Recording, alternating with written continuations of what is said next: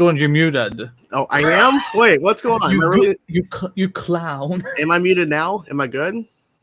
You're good now. Yeah, you were just muted. I don't know because I think there was like a glitch on my end. I'm not really sure. Okay, we're live on TikTok. Okay. Hello, everybody. Welcome. You're like, I don't know. I'm trying to, because like it wasn't doing anything. Anyways, in this multiverse, episode 66, we're talking Blue Beetle spoiler discussion, of course, with your co-host Chainsaw Reacts and Andy. We have a special guest. Eric is here once again. How's everybody doing? Good. really Really well. Good. Everybody alive? Everybody get I through don't know. Blue Beetle, Check, okay? maybe I think so. Check sure. yourself. Not sure. Yes, not sure. So we're talking Blue Beetle. We're talking spoilers. I think we're going to give kind of our general thoughts first, and then we'll dive into specifics because Andy says there's a lot of things he wanted to talk about specifically, and I have a couple of ideas where he's going, but we'll see. So let's hit this video here, and then we'll dive into the show. All right, then. On with the show. He's muted again. See, I think Yes, it's a delay. It's a delay. Yeah. I think it's because of TikTok. I think that's why. Oh my God, Jake is watching on TikTok. So I'm gonna start with Eric. You first. I'm curious to know how you felt about Blue Beetle because I have a general thought that Andy loved it, but I'm curious to know how you responded to Blue Beetle. It was my favorite DC movie this year. Wow. Okay. Yeah, I liked it better than Shazam. I liked it better than Flash, and I'm a huge Flash fan. He's my favorite DC superhero, but yeah, it was my favorite DC movie of the year for a lot of reasons. I mean, we'll get into the details, but yeah, there was a lot of stuff that I enjoyed with this film. And, I wish that they would have been able, the studios could have worked something out so they would have been able to promote the movie because I think it would have really helped. I agree. So I got to ask, besides Jaime, who was your favorite character? Jenny was really fun. I liked her a lot. I think she was basically a standout for me. I felt that she had a lot of good chemistry with the cast. And probably, I would say probably Rudy. I think he was fun. George Lopez. I'm not a huge George Lopez fan, but I think the movie wouldn't have worked without him. So he was one of my favorite characters. Obviously, Amy was the top spot for me, but Oh, of course. I mean, should be no shock for anybody. I mean, Xolo is so good. Andy, overall thoughts about the film without diving into spoilers just yet? The wait was so worth it, and then some. And everyone can tell that I'm a little bit emotional today. I don't like today. I started sobbing when I saw like a wild rabbit just sleeping on the yard. I'm like, it's like I don't know, like I'm going through something clearly, but I absolutely agree with Aaron. This is the best DC movie of the year, and it's one of the better DC movies in quite some time. Actually, it's been it's been a bit of a struggle for them over the last few years. And I feel like as we're leaving the DCEU behind and even the Arrowverse and so on, I feel like if this is what DC can be, where like I feel it represents all DC fans and not just catering to just one or the other. Like I feel like we're in good hands. How about you, Jordan? It was really well done. I am happy that I came out really enjoying it because I was honestly worried because I was like, okay, this is a character that is more obscure in terms of when you think of DC characters, and this is a gamble. And as we're kind of seeing, it's not doing so well, at least projection-wise at the box office, which is scary for the film because I feel like it deserves more. When it came out that the film made 3.3 million in its preview night, like that's really low compared to other films that have released this year. It's even lower than Teenage Mutant Ninja Turtles Mutant Mayhem, which is not doing well. It did worse than that on its preview night. But I'm hoping that the people who did see the film and are going to see it this weekend really spread the word, because this film definitely deserves more people to go check it out in the theaters because it's a great ride and it's more emotional than I expected. The action is great, and I'm excited that we get to see this character continue the DCU, especially the ending, which is definitely setting up some things. And I feel like that because even though there's been this whole debate about is this movie in the DCU or is it just the character, I feel like that story thread will continue because that's something that I think makes it more interesting, is that there's another person out there who was a version of this character before. And so I really like that. Let's just dive into spoilers. So, okay, so I guess the question is, get right to the point of it.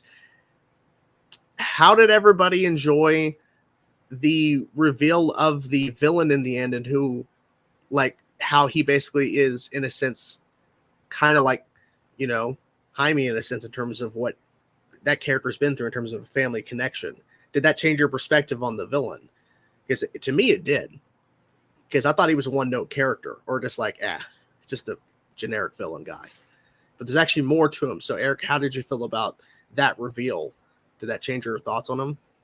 I mean, for the majority of the movie, I just assumed he was like henchman number one for the main antagonist, I guess you could say, with Susan Sarandon.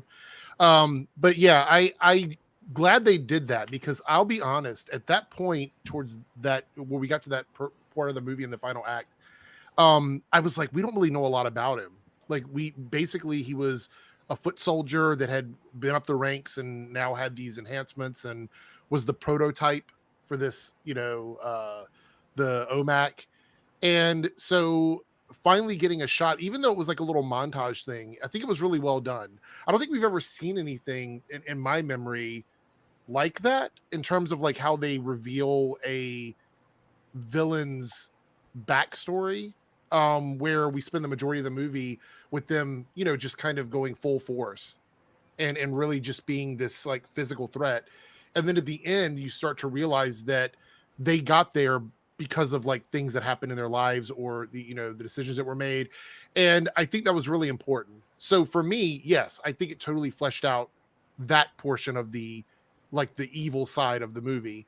I did not like Susan Sarandon's character. I thought that she was very much there just to collect a paycheck. She was probably my least favorite part of the movie, to be completely honest. That is a statement. Andy, thoughts on the reveal of his backstory? Because I think Eric's right. We haven't really seen something where they really make it seem like he's just a generic villain. It turns out there's a really deep backstory that is very painful, and it is similar to Jaime, what he goes through in the movie. I think that's the connection of why they were able to come to terms in that moment. Thoughts? Yeah, to begin with, because I remember when they first announced that they were bringing in this character who, he's a very minor villain in the Blue Beetle myth. He's even like Ted Kord's villain, to be honest. So, but I was kind of wondering, I wonder if they're going to reimagine him, or is he just going to be, right hand number 2, 1 or something like that. But like throughout the movie, I felt there was so many, like he was giving these like longing looks, like again, like I felt like this is not a coincidence. There's something going on here, like, because he doesn't, he's questioning things without actually saying it. And again, that's what I love. Good stories that can show, not telling what a story or character is trying to say or do or tell, is for me very, very compelling. So when you even see in the scene when the code is being from the Scarab starts being sent over to him, and like he is kind of like not really feeling what Victoria is going for. I will say this, Susan Sarandon, she played a villain I loved to hate, because again, this is a very, it's a, for some people, they might just think that she's just, trying to rule the world through, whatever and so on. But no, this is a good commentary on, corporate and, people who want to really, the industrial military aspects of it all, where, she just, they use their positions in society just to manufacture weapons and, like cause more wars. And like she is what Tony Stark almost could have been if he hadn't been found in that cave, if he hadn't been stuck in that cave.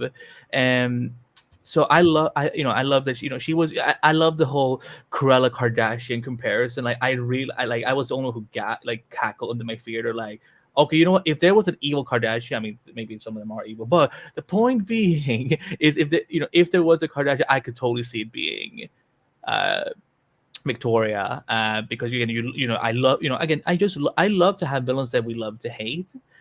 I don't need them to have, like, this is the reason why I'm doing it. She kept saying it all the time, that I'm doing it for the greater good, I'm doing it for this, and but it's like, no, you're just a crazy corporate head who just wants to, you don't care about the lives that you sacrifice, which is why, like, in the end, when we saw Carapax really have that, turn, again, those flashbacks were, because there was a lot of them, like there was a lot of people saying they were showing it all at once, and I was like, no, most movies would not be able to do it in that pace, because they would just flash it in front of you and you would not be able to pick up anything. But here, like, it was a good, like, segment where we, like, okay, he lost his mom, he became a toy soldier, he was brainwashed, he was turned against his will, and it's, I'm really glad that we, that this didn't become just another one-dimensional villain, and that the antagonist focus remained on Victoria. Everything bad that happens in this movie is because of her, and I think that it's a powerful move. I wasn't expecting OMAC to be used in this way, because I'm sure all three of us have witnessed OMAC in different DC projects or whatnot. So, like, for me, that this really threw me off, and in a really good way. I'm like, oh shit, because the last time we saw OMAC in live action was on a certain CW show where someone's ex-boyfriend was, like, basically Brother Eye and OMAC, and it was cringe. So I love that he did it here, and they found a way to, it didn't feel forced, it felt natural for the story. And I want to make this perfectly clear. I love this movie too much, where I'm like, I had to, like, really sit when I came home and, like, was there anything I didn't like? Like, I was like, that meme where, someone's trying to, like, analyze and figure things out on the board and they look completely crazy. That was me being like, but there's nothing I dislike with this film. So I'm just putting it out there. I want to bring something up that you just talked about, Andy, before we move on. But did you find it, and I saw this in a couple of online reviews about this, that the movie sort of touched on child trafficking with the story of Carapax? Because they showed I wasn't sure if I could say it on YouTube. Multiple children being used in that way with that program. So I thought that was quite interesting that they stuck that in there. Yeah, because normally, like, this is something that I know studios would fight against. They wouldn't want to tell this aspect. And the fact that the creative team for this movie were given the freedom to really go those lengths, because, like, that's why I came away feeling as powerful as I did with Black Adam, because they really, again, I know Kondak is fictional, but, like, a lot of the conflicts that we see in Kondak is based on a lot of real life issues. Like, if you really look into the deep of it, like, it mimics life in a lot of sad ways. And that's why, like, like, when I saw this in Blue Beetle, I'm thinking, like, Disney would never go for something like that. They would never allow this. And that's why I feel like this is one reason why I feel Blue Beetle stands out so much, because some people are saying, oh, it's just they're not adding anything new. Oh, they're adding a lot of new things to this genre that we have not seen before. So I just wasn't sure if I could say. Yeah, I'm not going to talk too much more about it. I just thought I'd ask one time and get it out of the way, so we don't keep diving into it. Yeah, but I'm glad you picked up on it, because I was just like, I should have asked them before we started. Like, hey, since I don't know what YouTube terms we can and cannot use. I've said it before and not gotten in trouble, so I'm hoping that that's the case for everybody. So it's a finicky thing, but it is a fair thing to bring up, because that's basically what they were implying. Because when they showed his flashback, when they show her and those guys finding him, she's like, okay, just get him. Like, she didn't really even have a second thought.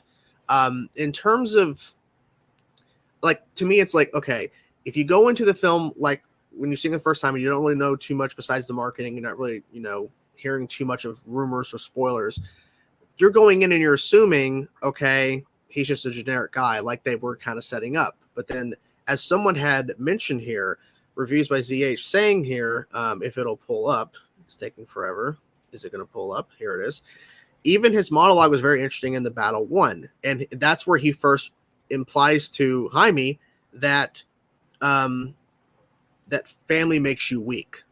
and he just didn't remember what had happened. But then when he is connected to the Scarab, to Jaime, the Scarab's able to pull out, because as they were kind of setting up earlier in the film as well, when they're in the bunker and his uncle's typing away and he's like, so it's connecting to your brain. That's what the Scarab's doing. And so essentially the Scarab's going to know everything about you. So when the Scarab actually fully transferred over, that it was able to awaken his actual memory of what happened.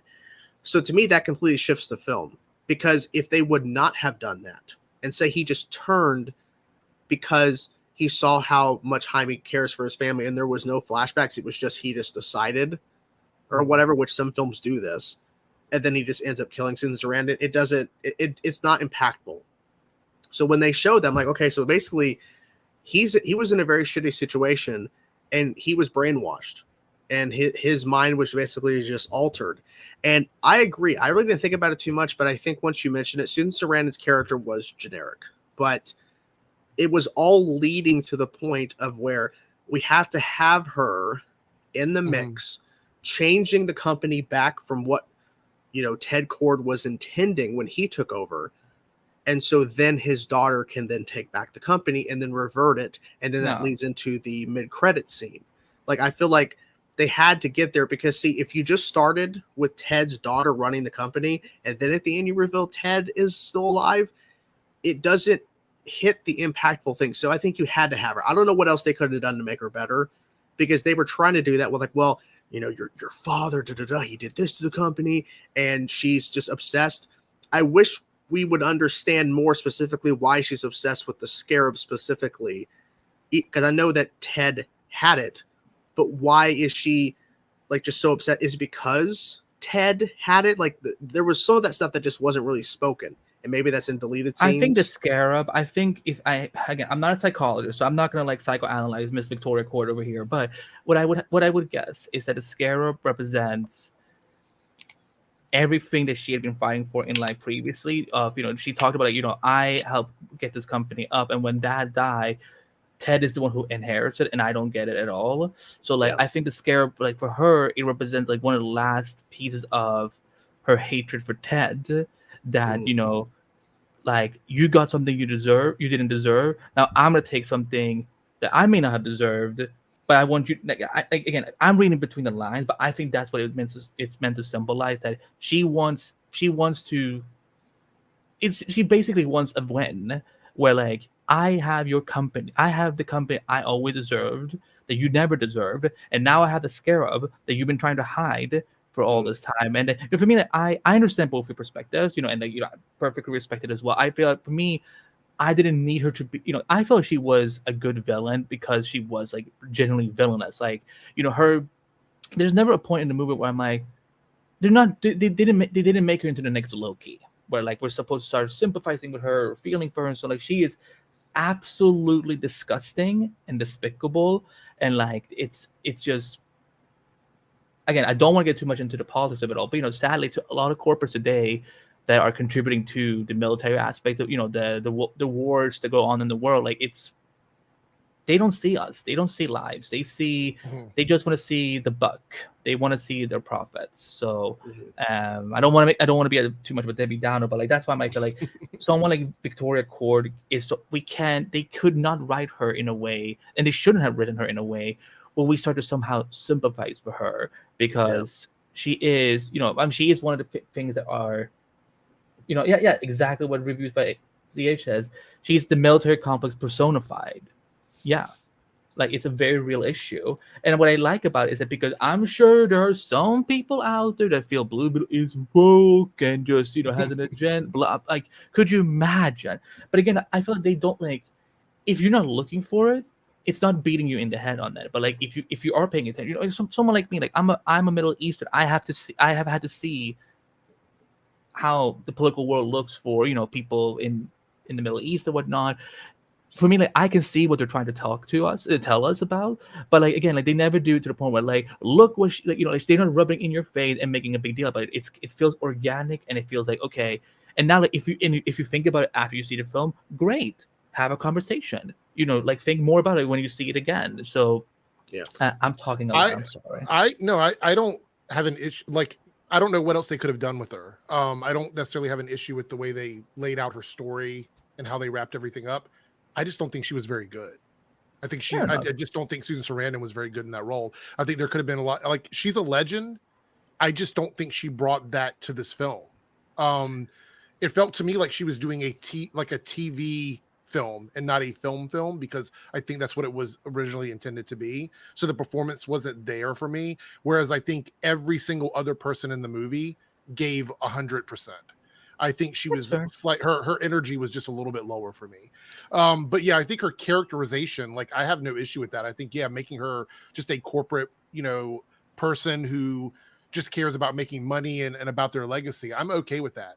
I just expected a little bit more from her in terms of the embodiment of that character. And I just don't think for me she got there. I hope there might be something on the Blu-ray and DVD, maybe, when because I'm sure there's some deleted scenes from this. Because I was that. Did you guys feel like this movie could have been a little longer? Just like a little longer. I didn't feel the 2 hours, to be honest. No. I didn't feel it. Like, at the end of the movie, it felt short to me for some reason. I don't know why. It went by pretty fast. And I honestly, usually I look to see how long a film is. Like, when I went to go see Coraline for the first time when they re-released it with my wife, I saw the runtime. But for this, I just didn't really pay too much attention. I really wasn't like. And then when I was sitting there, at certain points, I was checking my phone because I was recording for an audience reaction, which there really wasn't an audience there, unfortunately. But I kept looking like, oh, like, time's running fast. So I'm like, this is going. They nailed the pacing. I think hats off to the people in the department that did the pacing, because it didn't feel like a 2-hour movie. Yeah, because when I saw the length on it before we went, I'm like, this movie is 2 hours. Like, I'm like, how? Like, but it didn't feel like it while I was there. So, but I think it works because the way they structure some of that slower pace stuff, like sometimes in superhero films and even just big blockbusters, when they have downtime, it's fluff to kind of just expand, and there's not really much happening. Every single scene I felt in this movie was there for a reason, whether it was for that moment or something later that's more specific. Like, just making, like, hammering it home. The Scarab is connecting to your brain. That's going to lead to the villain's origin later when he remembers everything. And then her, even though it's not really like a particular plot point, having Ted's daughter specifically mention that her mother painted, and she's going back to the house, implying that she might like start running the house again, like actually having it be her home again. That leads into the mid-credits scene. And so I felt like there was like a lot of really cool little things like that. And I think, I'm curious to know, I think the family aspect is probably the best part of the film. Is absolutely Jaime's 100%. family. Yeah. Eric, how did you feel about it? I loved it. I saw a lot of really negative reactions to the advertising, using family as a big part of the promotion for the film. And I'm like, isn't that pretty much all Fast and Furious advertises as family? Yeah. So I'm like, how are you going to get mad about this? Yeah. What were they saying specifically that was negative?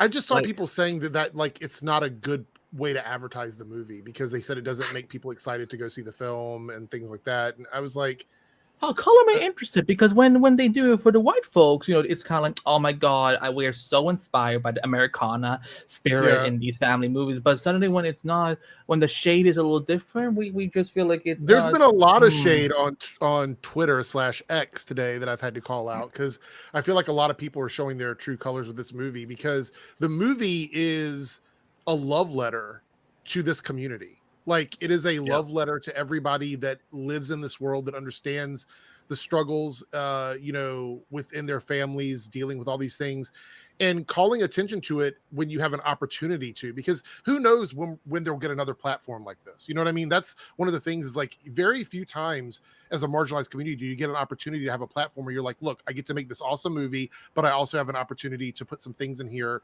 that will bring attention to issues that we have in the world. And so my hat's off to them, because the director was the Angel Manuel Soto that made. I think it's pronounced Angel or something, because I got corrected it too about it recently. Okay, well, my apologies there, but absolutely fantastic job visually, just nailed it. Atmosphere, tone, nailed it. Within the first 1 minute of the movie, we're sitting there watching it where the Scarab is flying around and the music is playing, and I'm like, I'm already having a good time at this movie. And we hadn't even really got into the film yet. And I'll be honest with you, I don't know what they changed or what might have happened between the time it was going to be on HBO Max and it was going to be on screen, but it looked beautiful. Like, I would say the special effects in this movie, because they were very smart about how they did it, looked better than Shazam and The Flash. Yes. I think they looked really good. And I do believe that extra budget that they got, I think they got a little bit of money before it came out in theaters. I think that might have been used to add more time to the Blue Beetle bug, like that battle scene, because that looked beautiful. The scene where they were using the bug within the castle area, I was like, this looks expensive. And I was really shocked. Yeah. Sorry. No, what I was going to say is I think you are correct, because in terms of the CGI, if you really look at those fight scenes, you can tell there are some CG, but they're using the physical suit. Like because a lot of the times in superhero movies, as we know, depending on the hero or character, they have to do a CGI just entire scan of the character and use that in shots. In this, there are some CG moments, but it's hard to tell.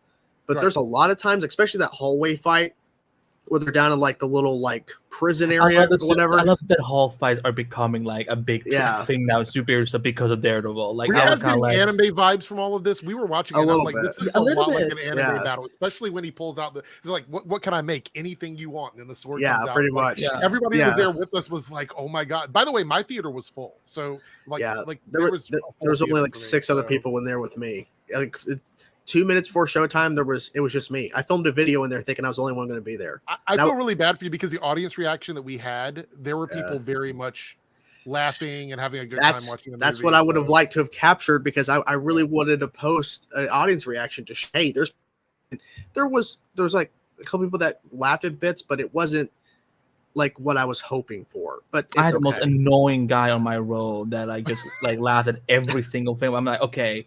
Yeah. Like, just like when a character says, like, whoa, that was hard. He's laughing. I'm just like, bitch, I'm about to come over there. And one of the biggest laughs that we got in my theater was in the scene where Jenny comes back to the house at the end of the movie, and they're like getting ready to fly off at the end, and the suit's like, I feel something, like in the midsection or whatever. Like, the entire theater started laughing, which is the opposite of all the really cringy jokes that were in the Flash movie that didn't work. Like, there was a lot of them that didn't work in that movie. Look, I enjoyed the Flash movie. I just never experienced it. Right, like it reminded me. It was the opposite of like that bridge scene from the Flash movie with Batman and Wonder Woman and the Flash that didn't work.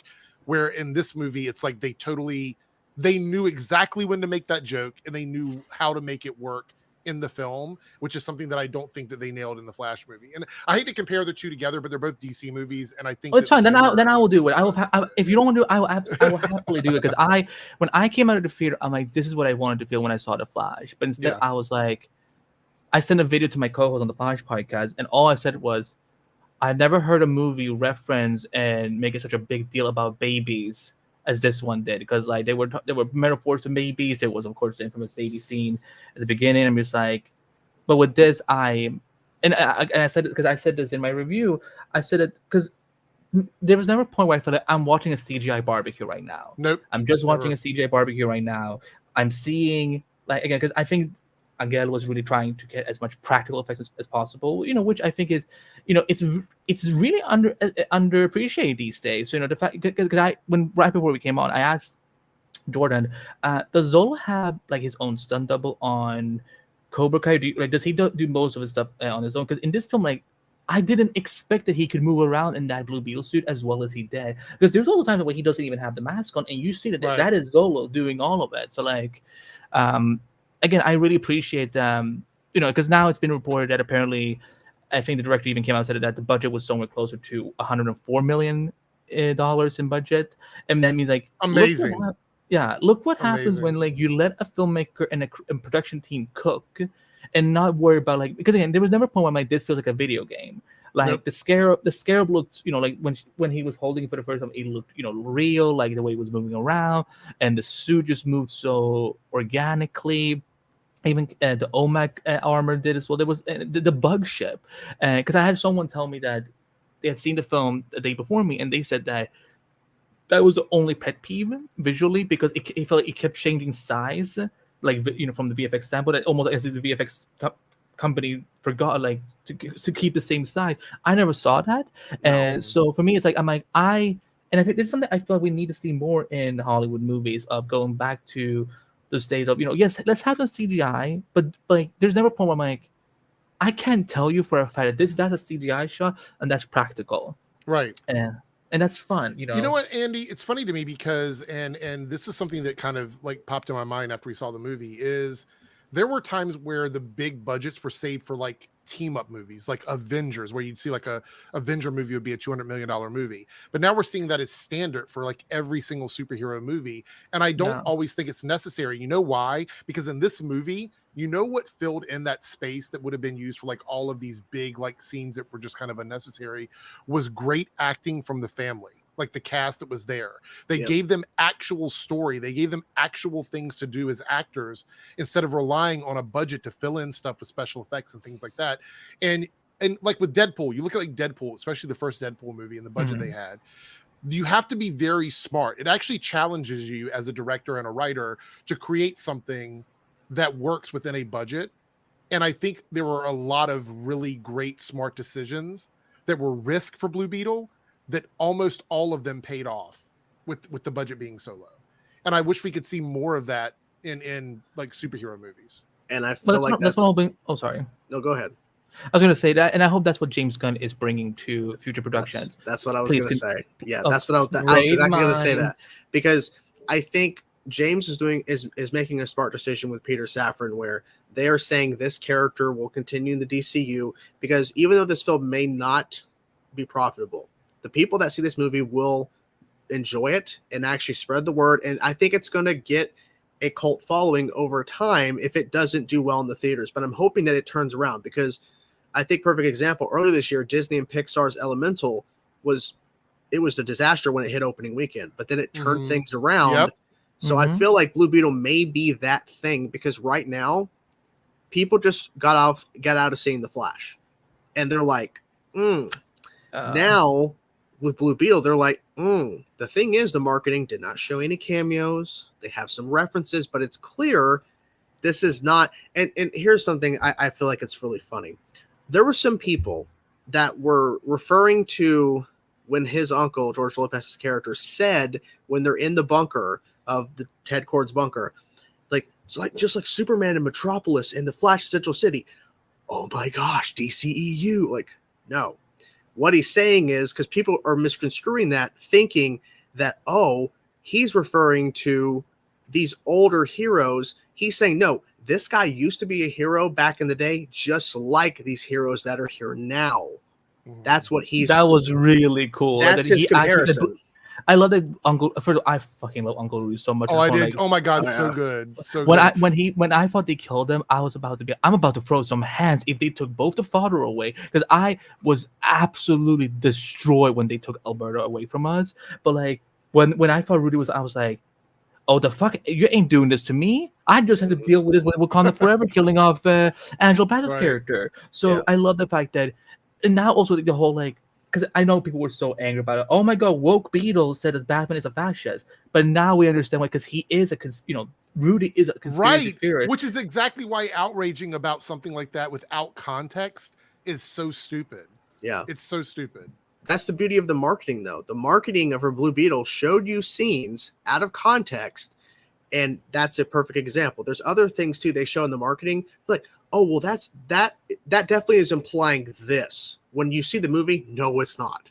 And I think that's beautiful. And two, you know how trailers love showing those beautiful shots out of context in their marketing? I love the fact, because that whole scene where he's talking to his father when he's there and he's completely out of it. Oh my God. That scene looks so beautiful. And especially when you go into the room and you see all those candles behind him, and that's referring to the TV that his grandmother was looking at a movie, flipping the channel, you see all these candles, like a graveyard type setting. Yeah, that same connection. They normally, you would have seen stuff from that in the marketing from that scene, but they didn't show any of it. And I think that was smart, because people could infer something. And I feel like that's the beauty of it, because I think in the Flash, they showed a lot of the cool shit in their marketing. In Blue Beetle, they're hiding some really good stuff that I think was pretty smart on their part. Even though would you call Blue Beetle the best marketed film for even though that yes it is happening in the midst of these strides, but like taking that aside, if this has Superman Legacy, Batman Brave and the Bold, the 40s, okay, cool. Eric, would you say you feel the same way? That you want this type of marketing where like it's like it should be kept just like this? Well, yeah, because think about it, like Chainsaw was saying, if you would have seen the trailer of this like any other time, I don't know who cut this trailer. I feel like it wasn't the same people that normally do the DC trailers, but you would see him walking around in that scene with the candles in the background and stuff. Yes. You would have seen that in the trailer. You know, and like that, and then the fun stuff was that Nana, look, this movie, and this is completely like, I guess it's not too off topic, but like we don't see in the marketing how well they handle each character. And one of the things I love about James Gunn as a director is when he's got a group film, everybody feels like they're getting a piece of something. They get a moment or something like that.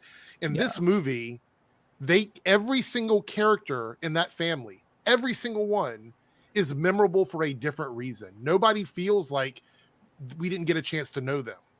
Like, I think the character that we got the least amount of time with is maybe the mother. Yeah. But even so, like, you still feel for that character. You still feel for it, like when you're watching it. And that's important. Yeah, because they set that up beautifully with them having like lunch after he gets home, and where they immediately set up the dynamic there, Rick, right away. And you're right, because I even though it's the separate company, I can think of two particular instances where Marvel, well, technically three, where Marvel was doing those scenic things. I remember in the first Black Panther and in Black Panther Wakanda Forever, they made a point to showcase when they're in like the sequence where it's like all the like the rainbow colors and the tree and everything, and the tree of life or whatever it is. In what movie? Black Panther and Black Panther Wakanda Forever. Oh, like when he's talking to the previous totem holders. Is that what you're they showcased those kind of shots, and then Loki season 1, we all thought it was like Scarlett Johansson's Black Widow, but it wasn't. But they kept showing that shot of it was Sylvie, the female Loki, and they showed like this really wide shot of like this beautiful landscape, and she's sitting down, and people are all inferring all this stuff. It's like that's a very significant scene to the show. But they had to show it because of the beauty of it. Like you could have found other ways to market your project. And I feel like now with this, I'm hoping, since James Gunn and Peter Safran are now running DC, that they were in charge of the trailers going out, and that they were the ones. Probably it's the second one. I think the first one, I don't think they had come into position yet. I don't remember. But I want to echo what you guys said, that yes, every character does get a good. They get a great moment in this film. I mean, listen, Nana. Oh my! I mean, listen, give her a fucking movie. I'm just like, when she started talking about like what she had done in the past, I'm like, oh yeah. I think Nana just became the baddest assest grandmother in all of TV and cinema history. But a lot of people that I was with said that was their favorite character. Andy. Yeah, they said that Nana was their favorite character. I think maybe I'm also I don't want to be a downer again, but again, it's I lost my grandmother a couple months ago, so and getting to see someone else's grandmother, because I didn't always agree with my grandmother, but she was a very strong woman. Getting to see another grandmother being that strong again, I mean, like, she was fucking firing at the soldier. I'm like, bad fucking ass. But like when she like after Alberto died, she took charge of the family. Like, there's a time for crying, and that time is not now. And then. Right. I know this is super cheesy, but when she said, "Now we can cry," I actually started sobbing. Like, I literally, I was like devastated, because again, the way she invited Jenny in to be part of the group hug and so. And that's the thing. One of the things I love about Jenny is the quote she says, "Your house is full of love. Your family, that's a home." And that means that yes, Jenny has fame, money, status, whatever, but this is a girl who never got she lost her mother. She doesn't know where the hell her father is, and she has evil Aunt Vicky running things. And so when she comes in here and sees what Jaime has, like, that's why I think that marketing that the family aspect is important. I love that. And What do you think about the future for Bruna, who plays Jenny? I think she's gonna get a lot of work out of this movie, personally. Yeah. Oh, that's the thing, because this is why, because I want to go back to what Jordan was talking about when it came to the box office. So because I didn't know it until a few months ago when one of my friends, we've been really connected over Blue Beetle, and she lives in Brazil, and she's talking about like Bruna is like one of the biggest stars of that country. Like, so I think that even if the American box office isn't as high as we would want it to be, I think this film is going to do really well internationally, especially in Brazil. Because she has a big role. Yeah. I mean, when I went to her Instagram, she has like 44 million followers. I'm like, Jesus. Like, how have I never heard of her? She's extremely talented. Like I said, for me in the movie, I was very engaged with her. Like, she was perfect in that role. And you could feel the chemistry. There was a scene where they went to the mansion and she was sitting alone with Amy before Rudy walks in and does that that tropey, like stops them before they're kissing or whatever. But in that scene, he pulled us a seal. Yes, pretty much. She delivered such a beautiful monologue about like the paintings from her mother and all these things, and I was just like totally captivated by her. And I'm like, why is she not an international star already? Like, I feel like that this is someone who could have been Wonder Girl. She could have been like, this is someone that could have played so many different roles. I'm glad she's in a DC film now, and I hope that they carry on with this. Please, James Gunn and Peter Safran, keep the family from this movie and Amy and put them in the DCU. Like make them continue. I think once these strikes are over, I think a lot of contracts are going to start being signed. Because especially, I mean, I guess we're gonna have to wait a little bit until season 6 of Cobra Kai finally happens. Because I think that's Xolo's next commitment. Is that the last season? Is that the final season of Cobra Kai? Okay. Final. I don't even know if they had they started writing it yet, Jordan, before this. From what I'm understanding, they were in the writing process. Yes. So and like how many episodes do they usually have for their seasons? 10, I think, right? 10, yeah. So it all just depends. I mean, here's the thing: they film pretty fast because when they were in the midst of releasing season 4, they were already shooting season 5, so they were not wasting any time. And they announced season 5 like after they already started shooting it. So like they were. So you're saying it films pretty quickly in general, like the seasons of Cobra Kai? Yeah, they're pretty fast on it because the way the show's kind of structured. Have you seen the show? Mm-hmm. Yeah, the way it's structured, like there are times, of course, you have pretty much everybody in episodes. There's times where people are away, so they can pretty much just get. And I think they shoot in multiple locations at the same time with actors if they can. That makes sense. That makes sense. Okay. They go pretty fast, and plus too, a lot of them do their own stunts for the most part, so they're training beforehand. So once they get to set, they're pretty much nailed down. That explains how he came into Blue Beetle and was ready to kick ass. Yeah, and he had previous training. And he was doing an interview that was obviously pre-recorded before all the strikes and everything, and he was mentioning how he was in the midst of promotion of season 4 Cobra Kai coming out, and then in pre-production and shooting season 5, while he was also doing Zoom calls and hoping to get the part. So he was like, so this been a long time coming from. So that video hoping they should have just gave that man the part. Like, what are we talking about? He nailed the character. I'm not sure who else they were talking to, because I don't think they were looking at anyone. I think that this was because this is what I remember. I remember this distinctly, that when Blue Beetle was announced, he was the first time everyone started fan casting. I'm like, and then in fact it actually happened. I'm like, Christ, you all actually manifested this. And he's great. By the way, outside of Cobra Kai, I think he's great. You've never seen Cobra Kai, right, Andy? You don't watch the show? I'm planning to do it now after Blue Beetle. Okay. This was your first time really seeing him in a project, right? I've only seen him in interviews, and then I think Jordan may have sent me like 1 or 2 clips from Cobra Kai in the past, but like I don't, I have not seen a full episode yet. Cobra Kai is so good. It's so much fun. It really is about family also. So get ready for another dose of family. Yeah. There's a lot and the beauty thing is that his character Miguel is introduced right away. So you don't have to wait too long to get introduced to his character. And it's a journey for sure. With all the characters. That's the beauty of Cobra Kai. It's the same thing like Blue Beetle.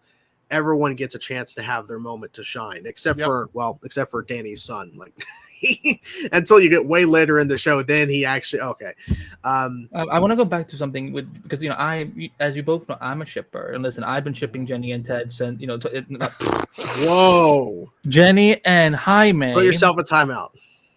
No, I'm not putting myself. No, that was inappropriate. Jenny and Jaime, I've been shipping them since because everyone knows they are dating in real life, but also like through marketing, they look like I want to see. It's kind of like how I feel when I see Clark and Lois or Barry and Iris. So the moment when they're in the mansion and she talks about how the fact that she is opening up, that she's like, I haven't really talked to anyone about this in a very long time. It's kind of almost like what she talked about how the Scarab shows Jaime. In a way, Jenny's I hate you all. Like, I've had a long day, okay? In a way, Jenny shows Jaime to be someone she could like open up to. And like there was a part like when Rudy interrupted the kiss, I'm like, is this a Cecile effect? Like this is a Cecile effect. Like this is like again, this is what I'm calling. Like, whenever a character interrupts for a moment.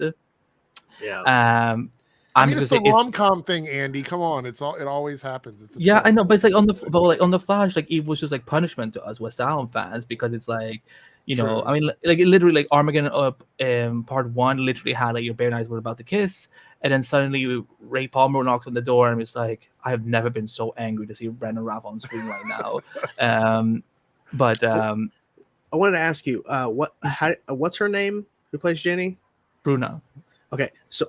It was so weird. I remember when they started, I think it was before the marketing. I think when they announced her casting in the movie. I saw some people online, you guys are saying that she's a big star in Brazil and that people love her.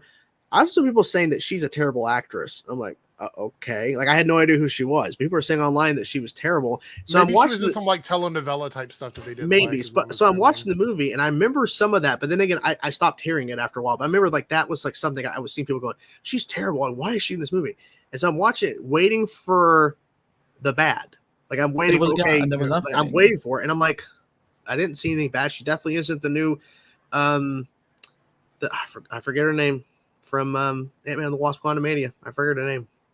Evangeline Lilly. Oh, the new not Evangeline Lilly. No, Cassie, the new Cassie Lang. Yeah, she's definitely not the new Cassie. Just reading her lines. She's actually performing here. And like you said, that mansion scene, that was really good. That's the one thing I kind of wish they wouldn't have done. Is a typical trope of almost kissing, and then he comes. I know in. It's such a rom-com thing. That's the one thing I wish they would not have done. Other than that, I felt like it was a great scene because it sets up the paintings and stuff and the house. He's like, this is a beautiful home. He's like, yeah, well, it was mostly empty. Like, that's a fair point. Like, because it's a giant mansion and, your dad was a hero and your mom died when you were 6. So it's a beautiful home. It's a mansion, but it wasn't joyful for her, Right. I want to talk about the blue, because this film also gives you, like, if you haven't ever read a Blue Beetle comic, this is like a really nice start to the Blue Beetle mythos. They talk about, again, I love them. It was almost like the Incredible Hulk when they do the opening credits and they show the origin story, and like when we see the newspaper headlines with Dan Garrett and Ted and Blue Beetle and so on. Did you guys enjoy how they were kind of like feeding us that information, or did you just feel like it was just exposition filler? Because I felt like, okay, they're setting up like a good mythology here of, again, Uncle Rudy is someone who knows the second Blue Beetle with Ted. Like we have someone from his, someone from Ted's, I wouldn't say timeline, but like someone that is probably closer to Ted in age who would have seen him as a superhero when he was younger. Mm-hmm. Did you guys like those aspects, or did you kind of just feel like, oh, they're just throwing things at us? No, it was good. I think it was important because once you tease Ted in the marketing, I don't want it to be a throwaway thing. I know that, we have his sister in the movie as the villain. We have his daughter, but I don't want it to be a throwaway thing. It was actually very important in the narrative that they made a point to say the Scarab did not choose Ted. It didn't. He held on to it, but the Scarab never chose him. So, and she didn't know, and she honestly, genuinely, and I'm glad that they really made that a point too. She genuinely had no clue that it would actually activate with Jaime. She had no clue because it's never activated before. Like, she doesn't know. So when she hands it off, she's like, just hide it. Like, she had no idea it was going to actually, because imagine if it would have activated when his sister picked it up, no one knew. So, but yeah, I'm glad they added all that to the mix because it showed that Ted worked around it. He was inspired by it, but he couldn't magically just do anything. He had to actually create all of it. I have to say, it takes a lot of balls for them to not set up anything other than this legacy of Blue Beetle. Like, think about it. All of the superhero movies we've seen, Marvel and DC, up until this film, for the last maybe half of a decade, always want to connect to something else. I'm not talking about like mentioning Superman or mentioning the Flash. I mean, like, literally sets up someone else's thing. This movie, they're like, we're just going to set up Blue Beetle. Yep. We got a great legacy. We have other characters. There's plenty of stuff in this story that we can focus on to make this a standalone thing if they want to do a trilogy of it or whatever, that doesn't have to tie into something else. So I have to give them credit for taking the risk of doing that and then having it pay off in such a great way with this film. Mm-hmm. So yeah, I was trying to look so like when we saw the painting, I'm like, so who is this Ted like supposed to like kind of look like? And I was like, okay, I can't tell at all because it is literally just a painting. So like, if you guys had to cast a Ted Cord, well, I think the implication is that her mother, she got her looks from her mother. It seems. Yeah. So her mother is Latina and her father is, Yeah, so like that they're definitely setting that up. So it could really suit anybody. Plus that voice, the modulation on it, they could easily say that the modulation, like when they actually cast Ted Cord, he can sound different and it'll be fine because it was bad Wi-Fi. Yeah, who knows what the frequency was when he sent his message through? Because he's been trying for so long to get a way to send a message. So who knows like I said, the quality of it. So realistically, it could be anybody. I think that was the whole gist of it too. That painting made it obscure enough to where you have no idea. Right. So I don't know. I mean, I think whoever it's going to be, they're going to play a significant role in the next thing you see for Blue Beetle if they continue the storyline. But I don't think Ted Kord's going to make a lasting impact in the DCU. It's going to be Jaime. So, well, I think we're going to have them both together in some capacity. I think that, again, we know Booster Gold is coming. It wouldn't shock me if Booster and Ted have some kind of relationship before Jaime eventually becomes, the Blue Beetle to his Booster Gold. But I think, I like the fact that, this, again, it's ironic because, we have Superman Legacy being set up. And like the fact that they said, back in the day, there was a Blue Beetle. And I like the fact it's just, we can now have, casually mention this and it's going to feel organic. Sorry, Eric, what were you going to say? No, you can finish what you're saying. No, I'm done. I know. Oh, you're done. No, I was gonna say that somebody that I saw mentioned early on, I believe maybe when the movie first got promoted, like at the very beginning, was that they thought Ted Kord was gonna be in the movie, and a lot of people said they would like to see, because he's so good on Ozark, was Jason Bateman as Ted Kord. Ooh, they thought he might be able to pull that off because he's comedic, but he can also do like the just straight up like drama acting as well. He hasn't been in a lot of stuff, so I think that would be kind of cool to see him, Jason Bateman. I think he can pull off a Ted Kord. That's interesting. I like that. He looked like Colin Donnell as young Ted Kord. I just don't know how old. Wait, I mean, I would say Ted Kord has to be at least late 40s. Yeah. In the movie, I would say. Well, there was a rumor. I don't know who he was rumored to be playing, unless they were rumoring Ted Kord for him, but Jason Sudeikis was rumored to be in this movie. Yeah, I remember. So what had happened was that there were production sheets that had leaked where they were looking for someone that had resemblance to Jason Sudeikis, but it was never in fact that he was going to play Ted. It was, again, this is why I don't understand how some of these things sometimes leaks of like, and it could cause all this. Wait, Ted Kord needs to be Brazilian too? I didn't think he was. I thought that the mother was. No, I think because based on that painting, it looks like he's a Caucasian man. But again, Cody in the comments saying he needs to be Brazilian. No, it's very clear in that painting that he's white. That Ted Kord's white. The mother's Brazilian, exactly. So yeah, and then here's the thing.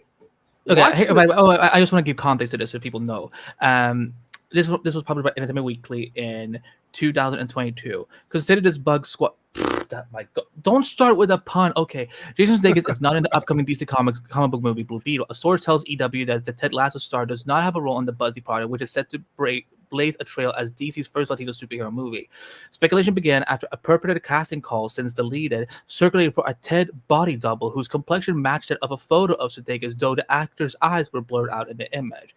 I think they were looking for someone that they could, like, when they were making the painting, that had maybe like similar. Maybe the painting was based on Jason Sudeikis, and they hadn't hired anybody to play the role. Now, with that said, though, I wouldn't mind if we got Jason Sudeikis as Ted. I wouldn't mind either. I love him in Ted Lasso, so I wouldn't mind that at all. And since we don't know if that show is Apple, just make up your damn mind. Like, you're renewing it or not. But like, if assuming Ted Lasso is over, he can go from playing Ted Lasso to Ted Cord instead. Yeah, he's a great actor. That'd be interesting, because I was thinking, like, besides the painting, I couldn't think of anybody. Thank you, Canada, for messaging me. I know we will get to the super chats in a second.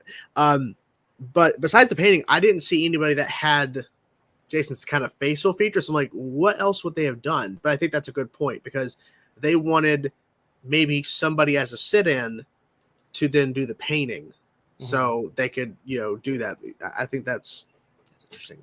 And I think it's too, I bet they have ideas of where they want to go and what they do with Ted Cord.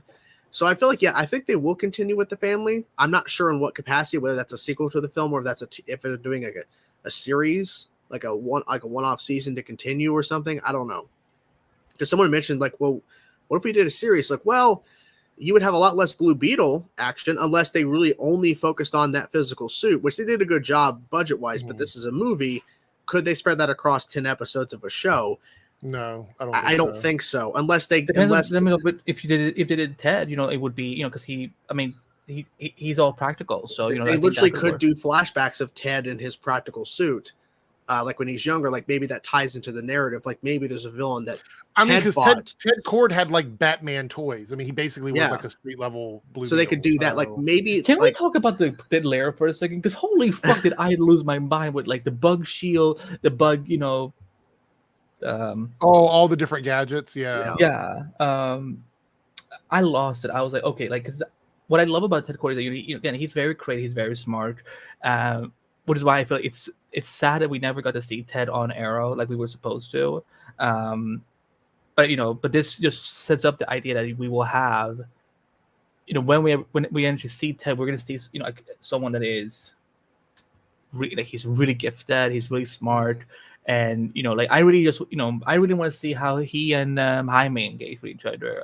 You know what I appreciated, Andy? They didn't go the route of introducing a mentor in the first movie, because if he comes back, as the Blue Beetle mentor character in like the next film or the TV show or whatever they do with this, it won't feel like Jaime hasn't had the chance to really sort of go through that teenager phase of being Blue Beetle. You know what I mean? Like the growing pains. The only if he had any mentor or a partner, it would be Kajada. Like, and that's a big, because I really thought, because I think all of us here we watched Young Justice. We know that the Scarab and Jaime were, that version of the Scarab is very hostile. So I was looking like, are they going to do this in the film as well? But like, no, this was someone like who is like, let me show your potential. Let me show you what you can do. Right. Like, and I like that. And again, now you mentioned it, Eric, because now I think about, like, this is why I wish the early MCU Spider-Man movies didn't have Tony, because it felt like or an Avenger always like holding his hand or whatever. So I wanted to see, this young hero independently. If anything, we had Team Beetle basically. We had Uncle Rudy. We had like if there's anything, like if I had to compare it to the Flash TV, if there's anything good, they remember the good parts, the good early days of Team Flash before everything went down. I think that's a fair comparison, because like that's exactly what they would have done. But also too, it was kind of a mentor thing in a sense in terms of the Scarab, because see, when he got the Scarab, I bet the Scarab in a previous partnership killed. And so the Scarab was like, okay, time to eliminate, time to kill. And he kept saying, no, no, no. And then it flips, because then Jaime's ready to kill him. Like Because Jaime's I think that ready. the Scarab heard what the mother said. You guys need Well, to work together. You need to that, embrace but each other. yes, that. But I think with Jaime confused as hell, he's fighting this guy for the first time, and he doesn't know what's going on. Okay, time to eliminate. Nope, we don't kill. We do not kill. So then when he is in that mindset, I'm going to murder this guy, the Scarab stops him. So I like the fact that they made that flip so that technically it was a mentorship in a sense, because Jaime was mentoring the Scarab. No, I don't know about your past situation because we didn't dive into that, but I'm assuming that the Scarab has been used to kill before for protection, I'm guessing, because the way it acts, it doesn't feel like it's evil. It's protecting its host, but I feel like it's there to protect and stop evil or danger. So that's what it's leaning towards. Okay, let's eliminate, let's get rid of it, because if we don't kill him, he's going to come back, and that's what happens. But then it has to stop Jaime later. You cannot kill, because if you kill him, there's no going back. Yeah, like you are completely changed. You're not Jaime anymore. You're somebody else. If you become what Victoria wants you to exactly. do with Scarab. You're becoming exactly who he is, because that's what he was trained to do. And then his mind got opened up. So Can we give a shout out to Becky G, who because again, she has a difficult voice role to do here, but yeah, like this person, like even though like she sounds like an android AI whatever and so on, they gave her personality still, like, because again, it's like for example, like when Nana comes with the glorious gun, and she's like, I advise you to back away. It's because she's just like, what she was trying to say is, this bitch is about to kill some people. Get away. So yeah, because I love Becky G and the Power Rangers reboot, and so I'm glad she's our Kaji. There's been some debate about that, by the way, about the fact that Aimee adamantly doesn't want to kill, and then has that moment at the end of the movie where he decides that he wants to do it, and then the Scarab stops him. But then the family just kills people throughout the entire movie. But they're soldiers. They're corrupted soldiers. Who cares? Right. I know, but that's one of the arguments people are having about the movie. Okay, so the bug does stab a guy, but do they actually kill, or are those weapons for stun? Like, I don't know. The bug did actually kill that. Like the stab, like that guy died. The impaled guy. I laughed so hard. Like, this is beautiful. Because fuck the soldiers that are just even if they stunned them, the Carapax blew up that island, so they're all dead. Okay, that's a fair point. But then again, I think it's a little different, because what Jaime was trying to do, he was doing it as an act of revenge. The family was doing because they were trying to save a young man who had been kidnapped by and protecting their lives, because they're being provoked first, because they started fighting, because also these guys went to their house. This is always the Death Star argument. Have you ever heard the Death Star argument? Yes. Right, like people, the Death Star are just workers. They're doing their job, and they may not necessarily know the evil they're doing. Do we know that these people were not possessed by OMAC or the technology? We have no idea. We know that he was. I don't think they were, because they were not in OMAC suits. They were just soldiers. And it seemed like they're the same kind of people that were working at the Cord building. That's my guess. I'm not trying to defend them, because look, they were the villains, but it's just like a lot of people were. It's a fair point about that. So. It's a fair point. Iron Man has killed more people than this family did, so we can. If you want to get into more of it, Man of Steel killed a lot more people. Yeah. So there's that. I think a lot of people are look, this is a point where I go, okay, if this is an ethical thing for you, I understand, but it's one of those things that people are using as a point to try and discredit the movie. So it's hard for me to stand behind it, because I'm like, a lot of people are just saying it because they want to trash the movie anyway, and it's just another point of division. Like, we have this one thing that seems ethical, but then we're gonna hate it by calling it woke and all of this other shit. But it's ethical when it's the white man doing it. Like, that's the thing. Y'all white people, all white men out there, sometimes you get to do things. Like, if I even like so much as shot them in the leg, I would be called the T word that is used on Middle Easterns. I love that. I'm like so afraid of like, what cannot. I need, like, you guys need to write me like a handbook of words that you can say on YouTube and words you cannot say on YouTube. But but for me, like, because it kind of was like, this is a parallel that I'm seeing, but like, it kind of reminds me of a lot of times when Barry on The Flash was almost close to killing someone. He did it in a moment of anger and hatred and revenge. because like when whether it was when Iris died or when Henry Allen died, that was going on. Same with Jaime, as opposed with the family, they're doing because hey, you guys are the one who started. You took our son. You kidnapped our boy. So yeah, the fuck Nana's gonna come shoot all your fucking ass. Again, I love Nana so much. I was like, if I lose her too in this movie, I don't know what I'm gonna do with myself. I almost would have called Jordan today and be like, I can't do the show tonight. Like they took another grandmother from me. So look, she was badass. I said, the people that I was with thought that like a lot of them, that was their favorite character, was just how she basically went in and was like, I'm gonna do what I have to do to save my family. So I mean, yeah. Totally down for that. I also want to briefly mention the opening with the Scarabs, as you were mentioning the Scarabs. We saw other Scarabs. Mm-hmm. I'm wondering where they all went. Wonder where they all went. That's a good. Hopefully, fingers crossed. Look, James, Peter, DC, people love this movie. I realize it's at a bad time for the box office, but give us more of this. Even if it's an HBO show, I'm willing to take that. I just want more of these people, more of this family. Give them a telenovela for God's sake. Like I would do, but yeah, I was thinking, I think the Reach is something we're gonna see in this universe. Maybe even the Black Scarab. I think we're gonna go deeper into that. Because now they've done a good job of setting up this world. It's world building for Jaime and Kajada. Now, like I think we can go deeper with other aspects of the Blue Beetle mythology. And there's again, because there's much that I don't even know about the mythos that I like. Again, like Carapax. Like I knew he was a Ted Cord villain, but they really made him compelling in this. So it's like, I really want to see the Reach, because it's just like I just want to see how they would tackle it in live action, because that's one of my favorite concepts from Young Justice.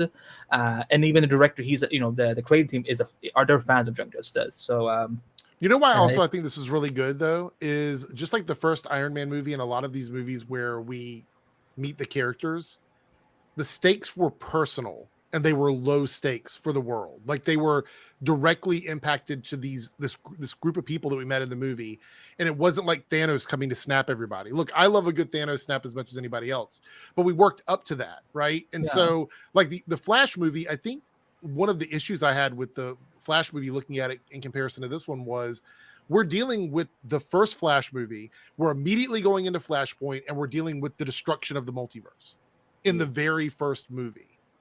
And I think that was a problem, because we just needed to see a story about the Flash, maybe fighting Heatwave and Captain Cold. Something like that would have been a really good like first movie, because then you get all of the nuances and the layers and the moments with the characters, all of these things that we were missing. And again, I enjoyed the Flash movie, but comparing these two movies together, you could give the Flash another 100 million. I don't think it would have been able to do what this movie did, because this movie understood that introducing these characters with lower stakes will give us a chance to get to know them. Yeah, because that's why the Flash TV show succeed in the ways that the Flash movie couldn't, because like season one, let's go back to what Eric just said. They made the Blue Beetle made this personal. Same with Iron Man. Flash season one made it personal because we're finally dealing with Eobard Thawne. Again, this is why like when it came out that Zack Snyder was looking at making Reverse Flash like a really big bad in the DCU, I'm like, are you fucking kidding me? Like, we could have had that, and you said you gave us this, rushed Flashpoint. Eric, I think you're way more patient with the Flash movie than I ever could be, because like this is like when I came, like, you know what? Because we haven't played any clips tonight. This is me how I feel about the Flash movie after seeing Blue Beetle, feeling why couldn't we had something like this? We'll bring the war.